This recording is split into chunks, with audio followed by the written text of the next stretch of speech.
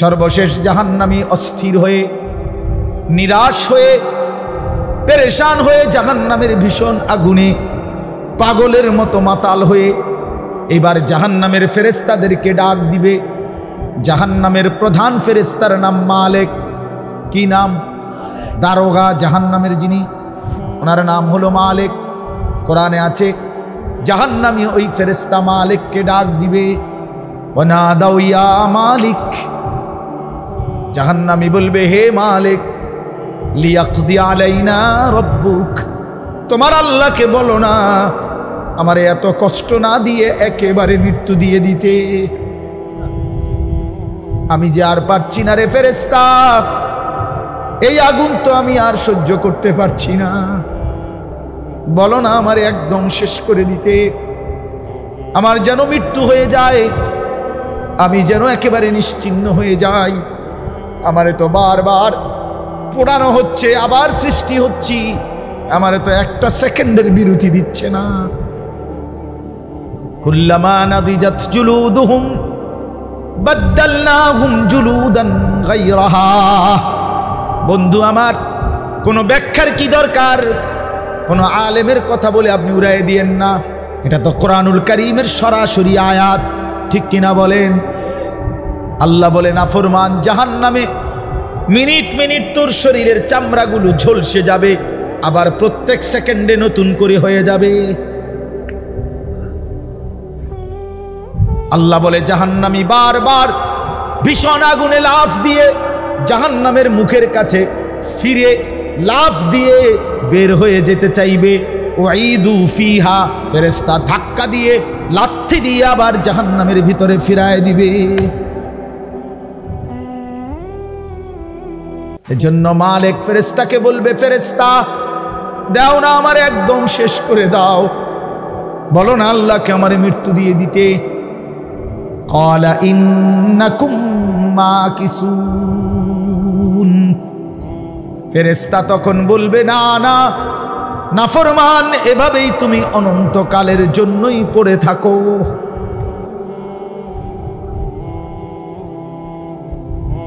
বন্ধু খামখেয়ালি মনে করে এটি বাংলা বইয়ের পড়া না রে ভাইয়া, এটা পদার্থ বিজ্ঞান না, জীববিজ্ঞান না, এগুলোর রসায়ন বিজ্ঞান না যে এটি কত মানুষে কত কথা কয়, মাইতো না চাই, না না মাইতো, এটা আল্লাহর কথা।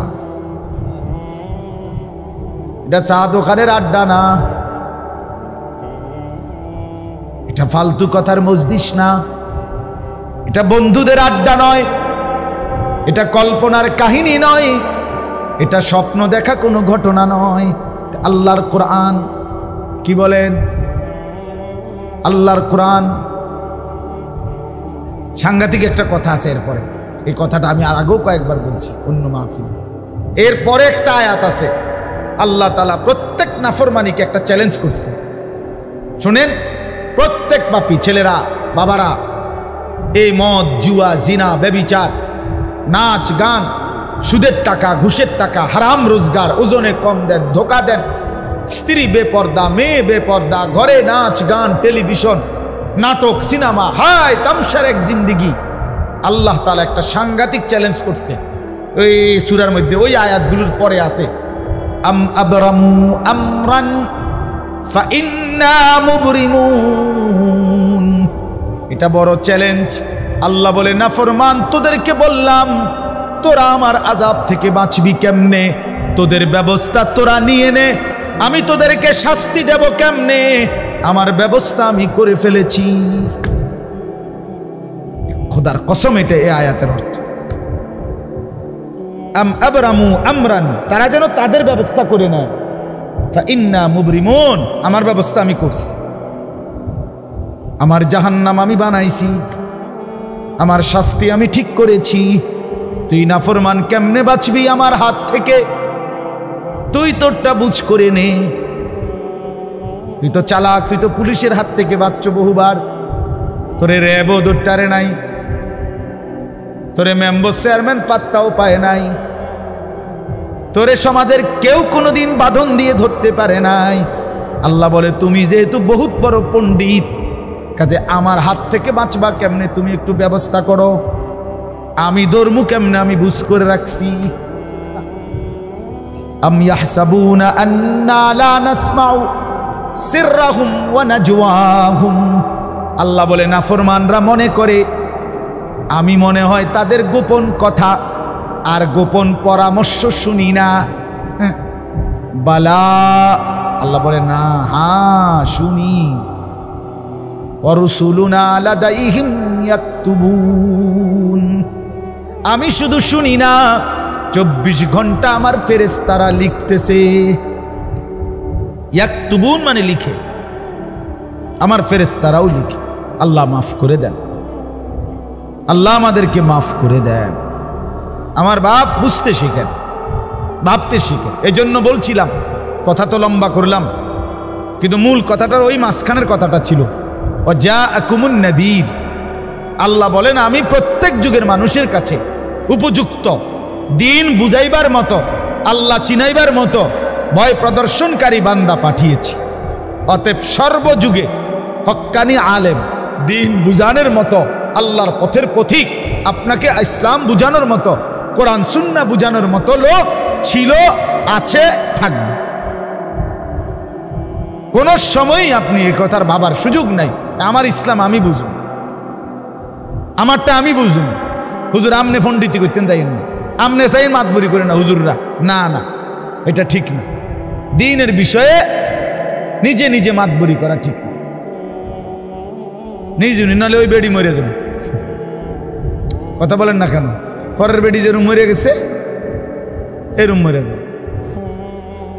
আল্লাহ আমাদেরকে বুঝ দান করেন। আপনাদের এই সুন্দরভাবে আসা বসা, জমে বসা, এটা আমাদেরকে অনেক বেশি অনুপ্রাণিত করবে, অনেক বেশি ভালো লাগবে। আল্লাহ তাআলা আপনাদের এই আসা বসার মধ্যে বরকত দান করেন। আমাদের খুলনার হজরত, বাংলাদেশের একজন বড় বুজুর্গ, পাকিস্তান করাচির হজরতের খলিফা, করাচির বিশ্ববিখ্যাত বুজুর্গ আরিফ বিল্লাহ হজরত মৌলানা শাহ হাকিম মোহাম্মদ আখতার রহমতুল্লাহ আলাইহির খলিফা, খুলনার হজরত, হজরত মৌলানা মুফতি নুরুল আমিন সাহেব। হজরত সবসময় বলে, যেই নদীতে জোয়ার ভাটা থাকে, এই পানি আসা যাওয়া করে, আর ওই নদী জীবিত থাকে। জোয়ার ভাটা বন্ধ হয়ে গেলে নদী মরে যায়, এটা মরা নদী। তো ওলামায়ে কেরামের সাথে যেই মুসলমানদের এই আসা যাওয়া থাকে, আপনারা আমাদের কাছে আসলেন, আমরা আপনাদের কাছেও গেলাম, এই আসা যাওয়া এটা থাকলে এই মহব্বত সম্পর্ক জীবিত থাকে। যদি আসা যাওয়া নাই, আমিও আপনার কাছে কখনোই গেলাম না, আপনারাও আলেমদের কাছে আসলেন না, তো এই সম্পর্ক মরে যায়, মরা নদীর মতো মুর্দা হয়ে যায়। এই জন্য আলহামদুলিল্লাহ সব সময় চেষ্টা করবেন বেশি থেকে বেশি ওলামায়ে কেরামের কাছেই আসা বসা শোনা। হযরত বলেন যে যদি কেউ একজন মুয়াজ্জিন, মসজিদের ইমাম, তার সামনেও গিয়া বসেই থাকলো কিছুক্ষণ, উনি তেমন কিছু বলল না, শুধু চুপচাপ 5 মিনিট 10 মিনিট বসে রইল, তো নিঃসন্দেহে এর দ্বারাও ফায়দা হবে, উপকার, উপকার, রুহের খোরাক আসবে, দিলের খোরাক মিলবে। এজন্য রাসূলুল্লাহ সাল্লাল্লাহু আলাইহি ওয়াসাল্লাম উলামায়ে কেরাম, মুজালাসাতুল উলামা মানে উলামায়ে কেরামের কাছে বসা, এটার আলাদা, আলাইকুম, তোমরা এটাকে আঁকড়িয়ে ধরো, এইভাবে বলছে, গুরুত্ব আরোপ করেছে। উলামায়ে কেরামের কাছে বসা, উলামায়ে কেরামের জবান থেকে কিছু শোনা, কমপক্ষে এমনি বসে রইল।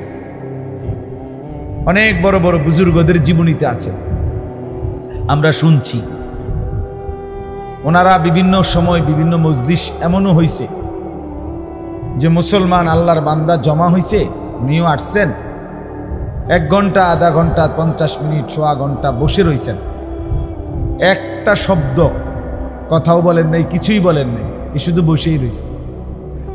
আর মানুষগুলো বসে বসে চোখের পানি ফেলে কাঁদছে, তাকাইয়েই রয়েছে। আল্লাহ তাআলা এর দ্বারাও আল্লাহর বান্দাদের দিলের মধ্যে নূর ইমানের আলো জ্বালায় দিয়েছে। এই জন্য ওলামায়ে কেরামের মজলিসে বসা আসা, এটার থেকে কখনোই ইস্তেগনা অমুখাপেক্ষী না হওয়া। আল্লাহ তাআলা কোরআনুল কারীমের মধ্যে বলছেন, ওয়াত্তাবি' সাবিলা মান আনাবা ইলাইয়া, যারা আমার দিকে ঝুঁকে আছে তুমি তাদেরকে অনুসরণ করো, অনুসরণ করো। তাহলে বোঝা গেল আল্লাহর দিকে যারা সারাক্ষণ আল্লাহকে নিয়ে আছে তাদেরকে অনুসরণ করো। তাহলে ওলামা আউলিয়া আল্লাহর প্রিয় বান্দারা তাদেরকে অনুসরণ করা, তাদের সাথে থাকা চলা, এটা আল্লাহ তাআলার হুকুম। কোরআনুল কারীমের মধ্যে আল্লাহ তাআলা বলছেন, ফাসআলু আহলা যিকরি ইন কুনতুম লা তা'লামুন, তোমরা যা যা জানো না তা আহলুদ যিকির, জিকিরওয়ালা জাননেওয়ালা ওলামা তাদের কাছ থেকে জিজ্ঞেস করে নাও। তাহলে বোঝা গেল নিজের দ্বীনি ইলম অর্জন করার, কোরআন সুন্নাহর ইলম, কোরআন সুন্নাহর জ্ঞান অর্জন করার কার্যকর মাধ্যম হলো সরাসরি ওলামায়ে কেরামের কাছে জিজ্ঞেস করা। ফেসবুক না, মোবাইল না। শুধু মোবাইল নির্ভর পণ্ডিত সে নিশ্চিত সঠিক সিদ্ধান্ত নিতে পারবে না, সে চিরেই পথ হারা হবে, ও চিরেই। শুধু মোবাইল নিজে নিজে বুঝবে। আমি 10 জন বক্তার ওয়াজ শুননা কথাটা মোটামুটি আমি বুঝছি, হুজুর আপনি কিচ্ছু বুঝছেন, গোড়ার ঘাস বুঝছেন, আপনি কিচ্ছু বুঝছেন। হুজুরদের অনেক হুজুরের ওয়াজ শুননা মোটামুটি বিষয়টা আমি বুঝছি, তারপরও আপনার কুদুর জিঙ্গাই। আমি এরকম মানুষের বলিও না কিছু। আমারও যদি এরকম, আমারও একবার একজন ভদ্রলোক, বিষয়টা আমিও বুঝি, তারপরেও আপনার কাছে একটু জানতে চাচ্ছি। আমি না, এত জানার দরকার নেই, ধন্য সালাক মিয়া, আপনি তো বুঝছেন এসব, তার আমার থেকে আবার এটা কি বুঝতে চাইতেছে? এটা কি দ্বীন শেখা মানার জন্য বলা? এই জন্য আল্লাহ তাআলা বলছে, ফাসআলু, জিজ্ঞেস করো, আহলুজ যিকর, জিকিরওয়ালা ইলমওয়ালা তাদেরকে আহলুজ যিকর। এই জন্য এটা মনে রাখতে হবে। কোরআনুল কারীমের মধ্যে আছে, আল্লাহ তাআলা বলেন, ইয়া আইয়ুহাল্লাযীনা আমানু আতিউল্লাহ ওয়া আতিউর রাসূলা ওয়া উলিল আমরি মিনকুম, হে ঈমানদারগণ তোমরা 3 জিনিসের আনুগত্য করো। কয় জিনিসের? 1, আল্লাহর আনুগত্য করো, আতিউল্লাহ। 2, রাসূলের আনুগত্য করো, ওয়া আতিউর রাসূল। 3, ওয়া উলিল আমরি মিনকুম, তোমাদের মাঝে এই কোরআন এবং সুন্নাহ বুঝে এরকম ফুকাহা, উলামা, উলুল আমর তাদের অনুকরণ করো, আনুগত্য করো। তাহলে এই আয়াতে একবার স্পষ্ট কোরআন সুন্নাহর অনুসরণ আল্লাহ রাসূলের অনুসরণের সাথে তৃতীয় আরেকটা গ্রুপ বলছে কিনা। তো তাইলে ওলামায়ে কেরামের কাছে জিজ্ঞেস করার যদি গুরুত্ব নাই থাকে, নিজে নিজেই যদি পণ্ডিত হয়, নিজেই কোরআন শরীফ বাংলা পড়ে, হাদিস শরীফ তর্জমা পড়ে আপনি যদি সব বুঝে নেন, আর যদি কোনো ইমাম, কোনো আলেম, পূর্ববর্তী মনীষীদের কোনো ব্যাখ্যা কিছুই যদি আপনার না লাগে, আমি বাংলা পড়মু, আমি বুঝা নেমু, তো নিশ্চিত নিজেও পথভ্রষ্ট হবে, আরো মানুষকেও পথ হারা করবে। দল্লা ওয়া আদাল্লা, নিজেও গোমরাহ হলো, আরো মানুষকেও গোমরাহ করলো। ইসলামের মধ্যে আমাদের এই কোরআন সুন্নাহর ইলমের মধ্যে সিলসিলা, সনদ একটি গুরুত্বপূর্ণ দ্বীনের অংশ, এটা মনে রাখবেন। সম্পর্কহীন ব্যক্তি, এই 1450 বছরের ওলামায়ে কেরামের এই ধারাবাহিকতা থেকে বিচ্ছিন্ন ব্যক্তি কখনোই এই পর্যন্ত উম্মতকে সঠিক দিক নির্দেশনা, হেদায়েতের পথে পরিচালনা, আল্লাহর রাস্তা দেখাইতে পারে নাই, পারে নাই। সিলসিলা থাকতে হয়, মানে সনদ থাকতে হয়। আমি কার থেকে নিলাম, তিনি কার থেকে নিলেন, এইভাবে পূর্বে যাইতে যাইতে কোরআন সুন্নাহর এই ইলমের সনদ রাসূলুল্লাহ সাল্লাল্লাহু আলাইহি ওয়াসাল্লাম পর্যন্ত পৌঁছে। এটা অনেক ব্যাখ্যা সাপেক্ষ বিষয়। অর্থাৎ এক কথায় এটা বুঝাইতে চাইলাম, এই বহু সময় বহু মানুষ এই পৃথিবীতে আলাদা হইয়া ওলামায়ে কেরামের দলভুক্ত থেকে নিজেকে আলাদা করে নিয়ে ইসলামেরও অনেক খেদমত করতে চাইছে, কিন্তু শেষ পর্যন্ত কেউ টিকে নাই, কেউ টিকে নাই, একজনও না। বিশ্বাস করেন, এটাই বাস্তবতা, এটাই বাস্তবতা। ওলামায়ে কেরামের এই মহান কাফেলা, এটা শিকলের মতো, একটার সাথে আরেকটা জোড়ানো, শিকলের আংটার মতো, তসবির দানার মতো, এটার থেকে আলগাত হইতে নাই। এই জন্য আপনাদের কাছেও মনে রাখবেন, বললাম ওলামায়ে কেরামের সর্বস্তরের মুসলমানের উচিত তাদের কাছ থেকে দিন শেখা, বুঝা। তাদের কাছে কোরআনুল কারীমে আল্লাহ তাআলা বহু জায়গায় এটা বহুভাবে বলছেন। রাসূলুল্লাহ সাল্লাল্লাহু আলাইহি ওয়াসাল্লাম তার হাদিসে তো বলছেনই, আলাইকুম বিসুন্নতি ওয়া সুন্নাতিল খুলাফাইর রাশিদিন আল মাহদিয়িন, আমার সুন্নতকে আঁকড়িয়ে ধরো, আমার পরবর্তী 4 খলিফা যারা খুলাফায়ে রাশেদ তাদেরকে অনুসরণ করো। তাহলে ওনারা তো মানুষ, আবু বকর, ওমর, ওসমান, আলী, ওরা দিন জাননেওয়ালা।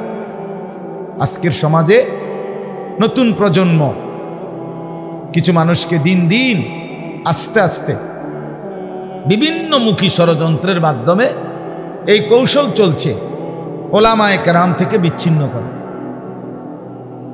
এটা খুব সুগভীর পরিকল্পিত ষড়যন্ত্র। নিজে নিজে বুঝতে চেষ্টা করে, নিজেই ফয়সালা দেয়। আগে কিছু বয়স্ক মানুষ বলতো, মাঝে মধ্যে বলতো যে আরে এইগুলো আমরাও কিছু শুনতে শুনতে বুঝা লাইছি, কিন্তু এখন ইয়াং যারা নতুন প্রজন্ম, এরা মোবাইল, ফেসবুক, ইউটিউব ইত্যাদি, গুগল ইত্যাদি বিভিন্ন জিনিস পাইয়া মনে করে ওইগুলো পড়ে পড়ে দেখে দেখে সে ইসলাম বুঝে ফেলছে। না না না, কোনো আলেমে দ্বীনের কাছে যাইতে হবে। একই বিষয় 10 জন জিজ্ঞাসা করছে, 10 জনের জন্য উত্তর 10 রকম হইতে পারে। প্রশ্ন একটাই,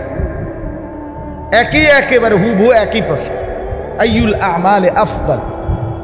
নবী সাল্লাল্লাহু আলাইহি ওয়াসাল্লামকে জিজ্ঞেস করছে সাহাবায়ে কেরাম একজন, ইয়া রাসূলুল্লাহ, ইসলামের মধ্যে কোন আমল সর্বোত্তম? তো প্রশ্ন একটাই, ইসলামের মধ্যে সর্বোত্তম আমল কোনটি? তো উত্তর হবে তো একটাই, ঠিক কিনা বলেন? কিন্তু রাসূলুল্লাহ সাল্লাল্লাহু আলাইহি ওয়াসাল্লাম 10 জনকে 10 রকম উত্তর দিয়েছেন, নবীজি দিয়েছেন। এমন দিলেন কেন? কাউকে বলছেন as-salatu li waqtiha, ওয়াক্ত মতে নামাজ পড়া। কাউকে বলছেন ইতআমুত তুআম, অপরকে খানা খাওয়ানো। কাউকে বলছেন ঈমানুম বিল্লাহি ওয়া রাসূলি, আল্লাহ এবং তার রাসূলের প্রতি ঈমান রাখা। এরকম আলাদা আলাদা উত্তর দিছে, আলাদা আলাদা। তাহলে আলাদা আলাদা বললেন কেন এক একজনকে? মূল কারণ হলো ব্যক্তির অবস্থার ভিন্নতায় উত্তর ভিন্ন হয়।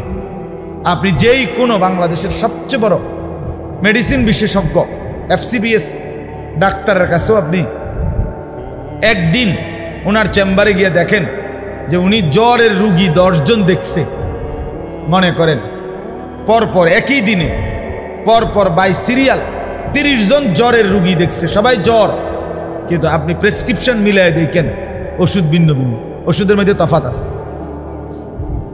কথা বলেন না কেন? আর নাই তো জ্বরের রুগী যে 30 জন, একটা কাগজে ওষুধ লিখে দিছি ফটোস্টেট করিয়া, সবাই 30টা নিয়ে আনেন, নিয়ে ওষুধ খাইয়েলাম। এটাই নিরাপদ?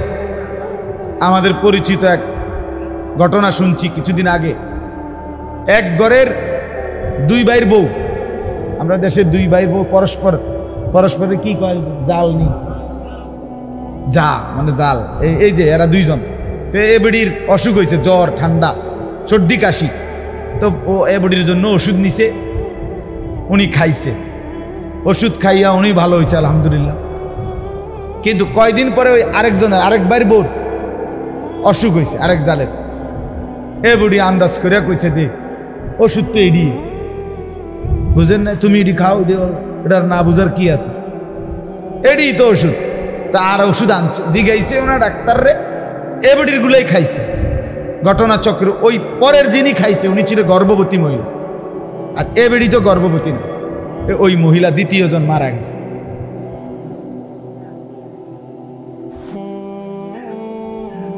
দ্বিতীয় জন কি মারা গেছে কেন কত বড় ক্ষতি করলে পণ্ডিতি করতে গিয়ে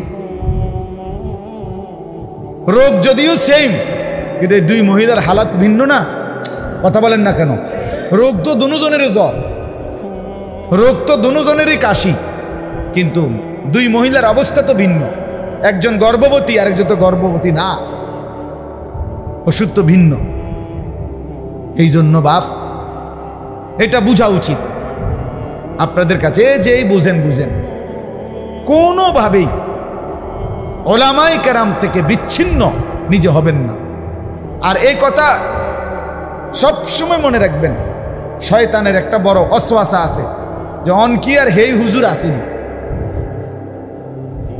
এটা ইবলিসে কয় ইবলিস এটা যার মুখ দিয়া বাইর হয় তারে আলগা ধরছে মানে শয়তানে ধরছে জিনে ধরছে তার অনকি আর হেই বুজুর্গ ওনার আসেনি আপনি হেই বুজুর্গ বলতে কি বুঝাইছেন জুনায়েদ বাগদাদি এই তো মনে করেন আমি তর্কের খাতিরে ধরে নিলাম যে আমি জুনায়েদ বাগদাদি আমি ওনার ওজিফাগুলো পড়ে নিলাম মনে করেন জানিয়া নিলাম তো আমনেরে আমি আমল দিলাম যে আমনে জুনায়েদ বাগদাদির আমলের বুজুর্গ যেহেতু আমি আমনে যেহেতু হেই আমলের বুজুর্গ টুয়ান তাহলে আপনি এক বসায় মাগরিবের পরে 1,00,000 বার লা ইলাহা ইল্লাল্লাহর তাসবিহ পড়া এরপর উঠবেন এক টানা 6 মাস প্রত্যেক দিন রাত্রে 20 রাকাতের কম তাহাজ্জুদ পড়বেন না আর বাদ ফজর আবার 24,000 বার কালেমার জিকির করবেন এইভাবে আমল করে আসেন 6 মাস তো আমি এই আমলের আমল দিলাম আমনে চাই আমনে চাই কেমন মাতবরটা আমনে তখন দেখা যাবে হ্যাঁ আপনার মাতবরিটা দেখি কই থাকে দেখি লম্বা কথাটা সামনে করেন চাই 6 মাস মাগরিবের পরে 1,00,000 জিকির করেন সে কথা বলেন না কেন মানুষের সক্ষমতা ধারণ ক্ষমতা সহ্য ক্ষমতা শারীরিক শক্তি অবস্থান কমছে কিনা কথা বলেন না কমছে কিনা তো এখনকার আলোকে মানুষকে ওজিফা আমল এখনকার আলোকে দিতে হবে না তো আপনি দিকন হে বুজুর্গ কো হে মুরিদ কো হেই বুজুর্গের মানে ওজিফার সামাল দিব হে মুরিদ কো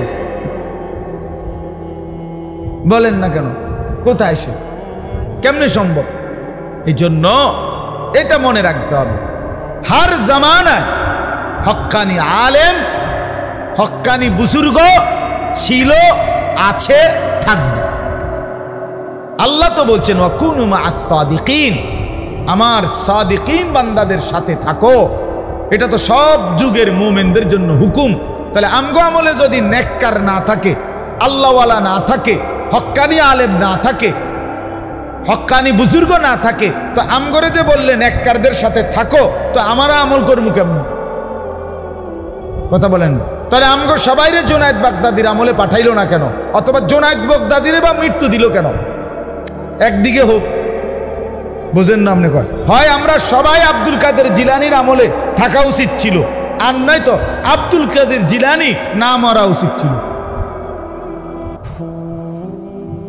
উনি থাকলেই তো সারত যে আমনের আর মরণ নাই কারণ মানুষ তো আইতে থাকবো তা আমনে তো সবসময় একরকম চিকিৎসা দিতে হবে তো কাজে আমনে থাকতেই এটা কোনো বিষয় না বরং বিষয় হলো আপনাদেরকে রাহবারি করার মতো আপনাদেরকে সঠিক দিক নির্দেশনা দেওয়ার মতো কোরআন সুন্নাহর পূর্ণ দিন বুঝাইয়া দেওয়ার মতো উপযুক্ত আলেম সর্বযুগেই থাকবে, এটা আল্লাহর ওয়াদা।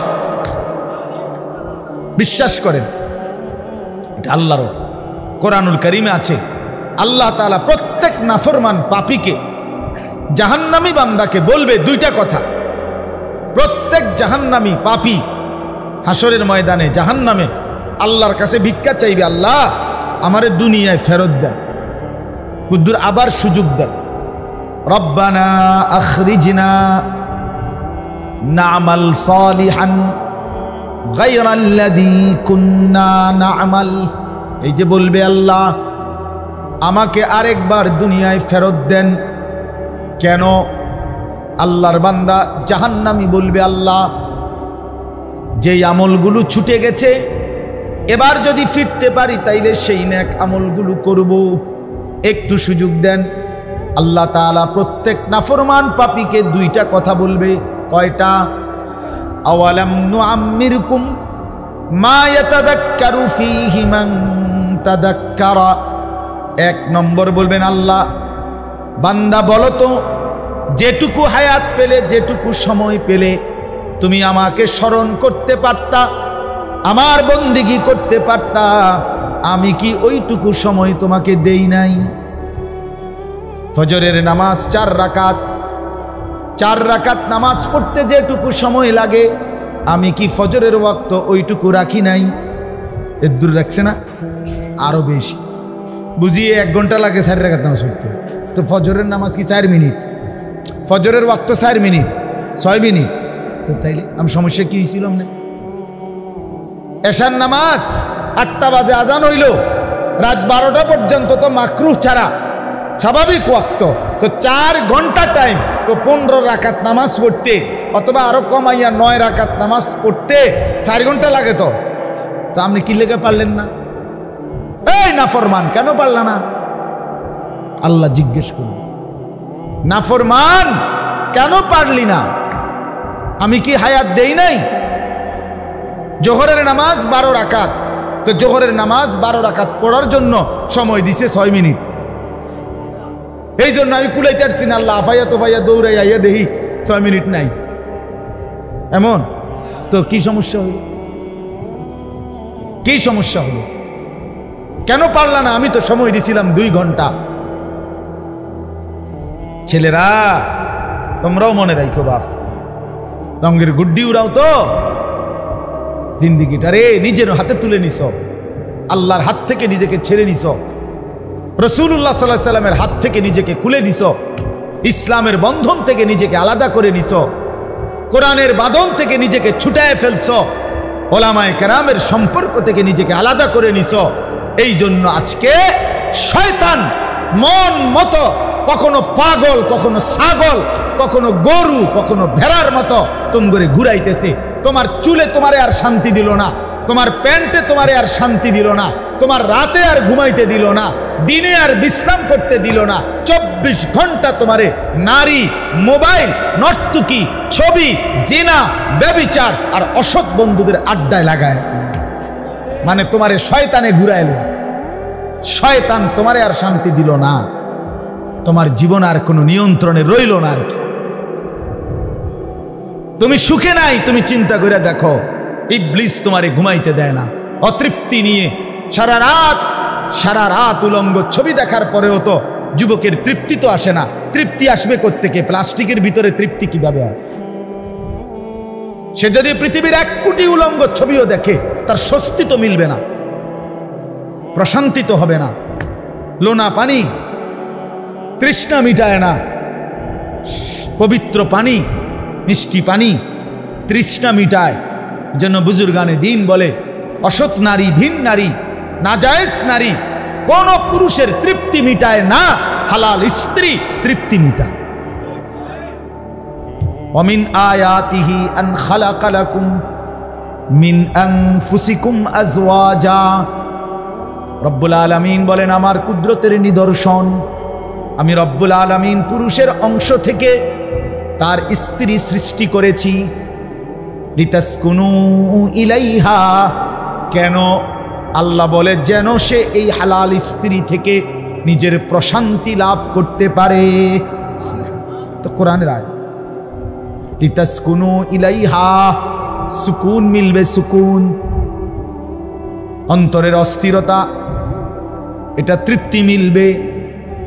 এজন্য লোনা পানি তৃপ্তি দেয় না, তৃষ্ণা মিটায়। এজন্য ভিন নারী তৃষ্ণা মিটাবে না, নর্তকী তৃষ্ণা মিটাবে না, তৃপ্তি আনবে না। বরং এই নেশাগ্রস্তের মতো, মোহগ্রস্তের মতো, মাতালের মতো, পাগলের মতো সারাক্ষণ এটার মধ্যে ডুবাই দেবে। দেখতে দেখতে রাত গিয়ে সপ্তাহ যায়, মাস যায়, কিন্তু যুবকের চোখ আর ফিরে না, তার কলিজায় আর সুখ আসে না, তার মনে কোনো তৃপ্তি মিলে না। সে শুধু পরের নারী দেখতেই থাকে, দেখতেই থাকে, দেখতেই থাকে। সে শুধু উলঙ্গ ছবি দেখতেই থাকে, দেখতেই থাকে, তৃপ্তি আসে। শয়তান তাকে ঘুরাইতেই থাকে, নফস তাকে ধোঁকা দিতেই থাকে। আল্লাহ মাফ করে দেয়। এজন্য বললাম এটা বুঝা দরকার। তো আল্লাহ বলবেন, বান্দা বলো আমি কি সময় দেই নাই?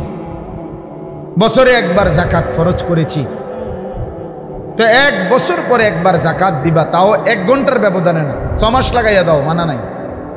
পুরা জীবনে একবার হজ ফরজ করেছি, পুরা বছরে মাত্র 1 মাস রমজানের রোজা ফরজ করেছি, তো আমি কি খুব বেশি ভারী কোনো বোঝা চাপায় দিছিলাম? বলেন না কেন? আল্লাহ তাআলা খুব ভারী কোনো বোঝা দিয়েছিলেন? নামাজ পড়া মানে সিমেন্টের বস্তা ট্রাকেতে নামানো, ঠিক না? এটারই তো নামাজ বলে। 1 ওয়াক্ত নামাজ মানে 20 ব্যাগ সিমেন্ট নামানো, এই তো।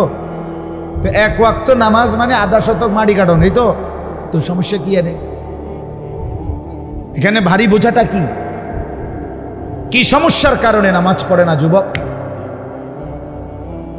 কি কারণে পড়ো না? এই হাইওয়ান, পড়ো না কেন? যার কপালে নামাজ নাই, যার কপালে সেজদা নাই, তুমি তো মানুষ না,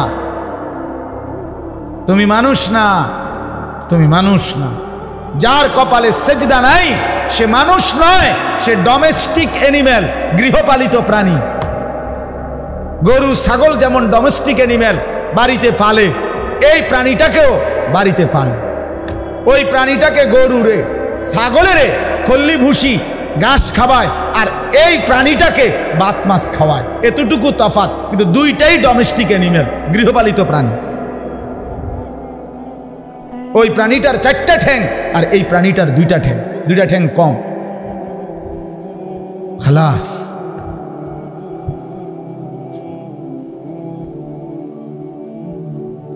নাই তো কি হুজুর বলেন? বলেন আপনি ইনসাফের সাথে বলেন। যার কপালে সেজদা নাই সে মানুষ না, সে হাইওয়ান, সে প্রাণী, জন্তু। বাকি সে জঙ্গলে থাকে না, এজন্যই তো কইছি ডোমেস্টিক অ্যানিমেল। এ তো জঙ্গলের প্রাণী না, বন্য প্রাণী না, গৃহপালিত প্রাণী। আস্তাগফিরুল্লাহ, আস্তাগফিরুল্লাহ। তো আল্লাহ তাআলা বলবেন, আওয়ালাম নুআম্মিরকুম মা ইয়াতাযাক্কারু ফীহি মান তাযাক্কারা। বান্দা, আমাকে স্মরণ করবার জন্য যেটুকু হায়াত দরকার আমি কি তা দেইনি? আমি কি সময় দেই নাই? তাইলে কেন বান্দা বন্দিগি করতে পারলা না? এখন আবার সময় চাচ্ছ। আমি কি সময় দেই নাই? যেটা সময় দিছিলাম সেটাই আবার চাচ্ছ কেন? আমি তো সেই সুযোগ দিছিলামই। 2 নম্বরে আল্লাহ বলবেন, ওয়াজাআকুমুন নাযীর। এই কথাটা বলার জন্য বলছি, মূলত এইটা আমার উদ্দেশ্য ছিল আর বুঝানো। আল্লাহ বলে, দ্বিতীয়টা হলো আল্লাহ প্রত্যেক নাফরমান পাপীকে বলবে, ওই ছেলে, ওই তুমি তার হাত ছেড়ে দাও, এই বেটা হাত ছাড়ো। এটা তো বদ অভ্যাস বেটা। সাবালক ছেলে এরকম একজন আরেকজনকে জড়ায় ধরা, এটা শাহওয়াত। এমন আঞ্জা দিয়ে ধরবে না কোনোদিনও, এটা অসভ্যতা। জি, ওয়াজাআকুমুন নাযীর। আল্লাহ তাআলা বলেন, দ্বিতীয় কথাটা জাহান্নামী পাপীকে বলবে, ওয়াজাআকুমুন নাযীর। তোমাদের কাছে, তোমার কাছে সর্বযুগেই আমি আল্লাহর পক্ষ থেকে এসেছিল আমার ভয় প্রদর্শনকারী বান্দা। শুধু হায়াত দেইয়া ছাড়ে দেই নাই, বুঝানে ওয়ালাও একজন রাখছিল। ওয়াজাআকুমুন নাদির, এইটা রব্বুল আলামিন বলেন আমি বুঝাবার জন্য ভয় প্রদর্শনকারী বান্দা দিয়েছি।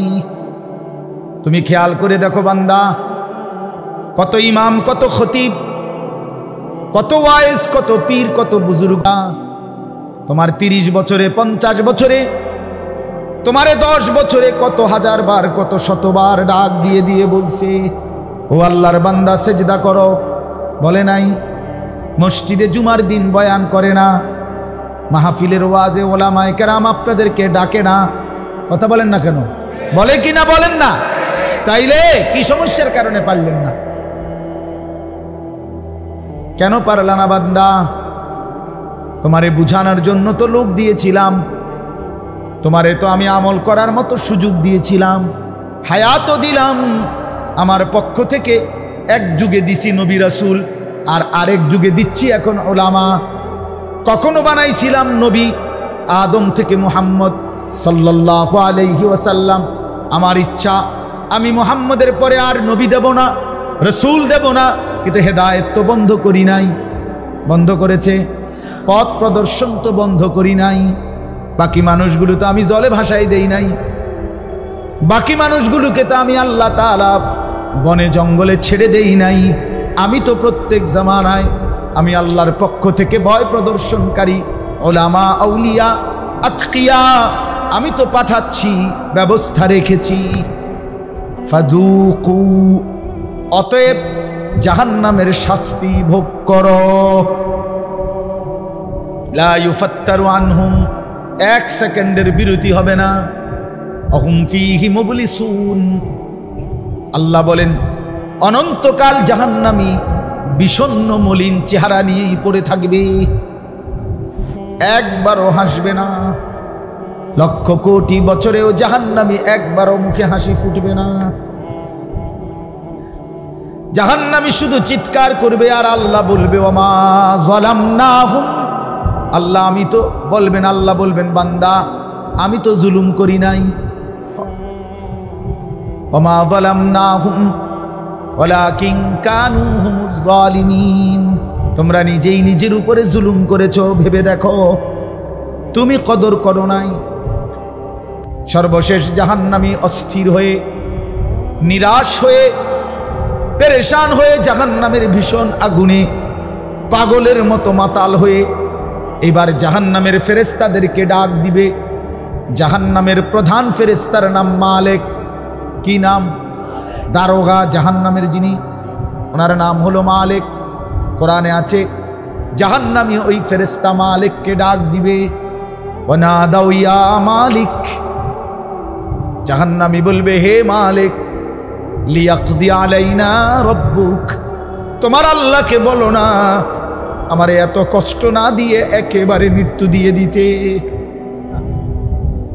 আমি যে আর পারছি না রে ফেরেশতা, এই আগুন তো আমি আর সহ্য করতে পারছি না, বলো না আমারে একদম শেষ করে দিতে, আমার যেন মৃত্যু হয়ে যায়, আমি যেন একেবারে নিশ্চিহ্ন হয়ে যাই। আমারে তো বারবার পোড়ানো হচ্ছে, আবার সৃষ্টি হচ্ছি, আমারে তো একটা সেকেন্ডের বিরতি দিচ্ছে না। কুল্লামা নাদিজাত জুলুদুহুম বাদদালনাহুম জুলুদান গায়রাহা। বন্ধু আমার, কোনো ব্যাখ্যার কি দরকার? কোনো আলেমের কথা বলে আপনি উড়াই দিয়েন না, এটা তো কোরআনুল কারীমের সরাসরি আয়াত, ঠিক কিনা বলেন? আল্লাহ বলে নাফরমান জাহান্নামে মিনিট মিনিট তোর শরীরের চামড়াগুলো ঝলসে যাবে, আবার প্রত্যেক সেকেন্ডে নতুন করে হয়ে যাবে। আল্লাহ বলে জাহান্নামী বারবার ভীষণ আগুনে লাফ দিয়ে জাহান্নামের মুখের কাছে ফিরে লাফ দিয়ে বের হয়ে যেতে চাইবে। ওয়াইদু ফিহা, ফেরেশতা ধাক্কা দিয়ে লাথি দিয়ে আবার জাহান্নামের ভিতরে ফিরায় দিবে। এজন্য মালিক ফেরেশতাকে বলবে, ফেরেশতা দাও না আমার একদম শেষ করে দাও, বলো না আল্লাহকে আমার মৃত্যু দিয়ে দিতে। ক্বালা ইন্নাকুম মাকিসুন, ফেরেশতা তখন বলবে, না না নাফরমান, এভাবেই তুমি অনন্তকালের জন্যই পড়ে থাকো।